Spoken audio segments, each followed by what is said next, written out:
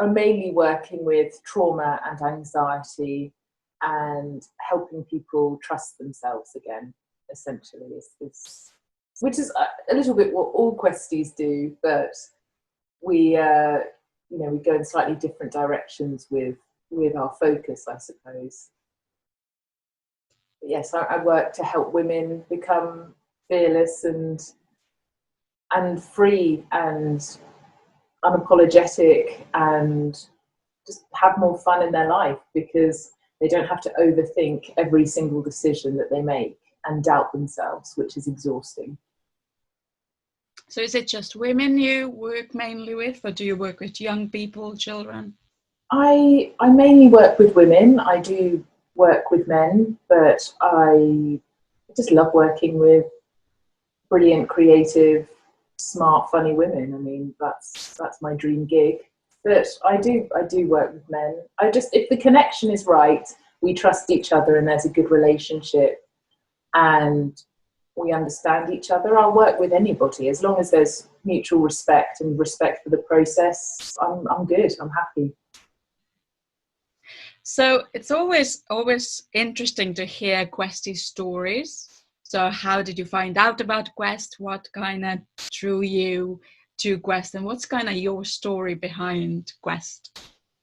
Oh gosh, well, I met Trevor, must be 10 years ago now.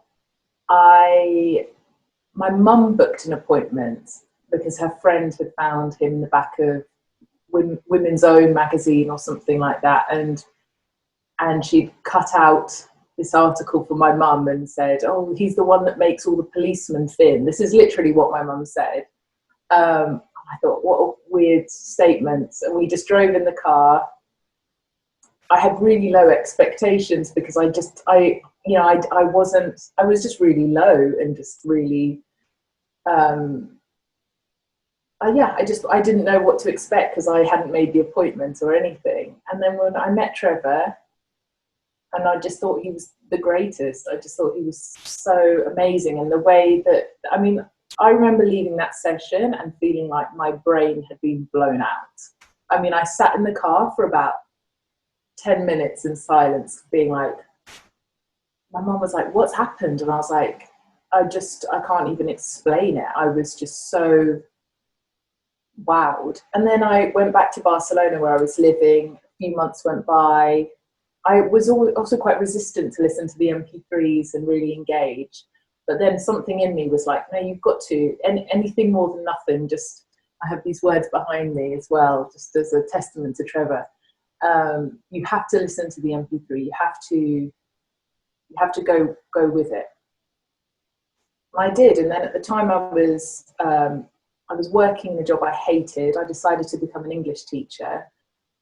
And when I was becoming an English teacher, that was really helping me see that so many of the stories I had believed my whole life weren't true at all. Like the idea that I was less intelligent because I'd gone to a school that hadn't really nurtured my creativity in the way that I think. And I believed for years that I wasn't very smart. And this had really held me back. When I was training to be an English teacher, I was seeing none of it was true. I'm getting really good grades. There's nothing wrong with my grammar. There's nothing wrong with any of the things I've been led to believe. And then when I trained as an English teacher and I went out to work, I was seeing in all of my students, they'd say the same things to me, like, I'm just really stupid. I'll never be able to learn English. I go to speak English, but I get totally paralyzed with fear. And I thought, well, what about if I actually got in touch with Trevor and I said, I hadn't put two and two together. I said, "Do you know of a good NLP course?" And he was like, "Well, us." And I was like, "Oh, okay, yes." But I was like, well, I live in Barcelona. I'm going to have to travel once a month. But I thought, you know what? I just like Trevor so much that even if I'm just in a room with him, I'm going to learn something. And I just had a feeling I wasn't going to regret it. And doing that course was just one of the most amazing things I've ever done. It really it undid so much of my stuff. And even when I was training, I wasn't thinking about becoming a hypnotherapist because I wasn't quite there yet in my confidence.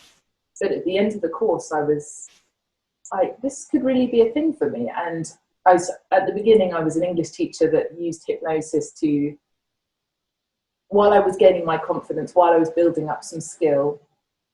And then I just took the leap and thought, no, I'm getting this. I could be really, really good at this. And it's been, what, 9 years? I'm not sure, but it's been a while, and I love it. I just think it's the greatest job in the world, and I'm so grateful to Quest and Trevor, and he knows it. He knows because I tell him all the time. So after all of everything that personally that you have learned and all of your clients that you've helped, is there any particular kind of tool or tip that would be really amazing for you to share to others through this? Gosh, I mean, there are so many. I would say start at the beginning, and the greatest tip is to start thinking that maybe there are so many things that you believe about yourself that aren't true, and what stories about yourself do you hold that you could begin to challenge today, and what beliefs could you look at that you think are getting in the way. I think, like I could give a tip on breathing or this or that, but actually I'd say just begin to think about why you do the things you do and how you might have become programmed to do those things and why they might exist, and letting go of the stories that you're just born that way or you're a fixed thing that can't be adapted. We're very adaptable as humans, and everything in us can be challenged.